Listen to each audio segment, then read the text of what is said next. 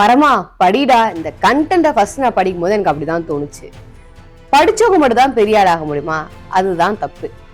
சும்மா இருக்கிறது எவ்வளவு கஷ்டம் அப்படின்னு வடிவேல் காமெடியில வர மாதிரி நான் படிக்காமலே டெபுட்டி சிஎம் ஆகி சும்மா இருக்கேன் அப்படின்னு மங்குனி துணை அமைச்சரா இருக்கவரு ஒத்துக்கிட்டாரு.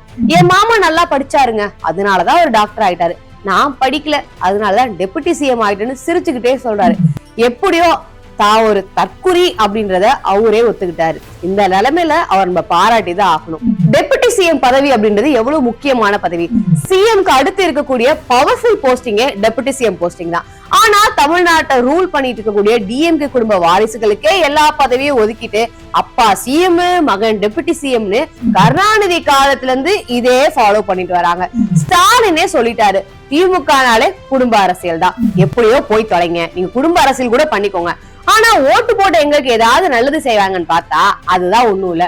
4 வருஷத்துல போட்டி போட்டுட்டு தமிழ்நாட்டை ஆட்டையை போட்டுட்டு இருக்காங்க.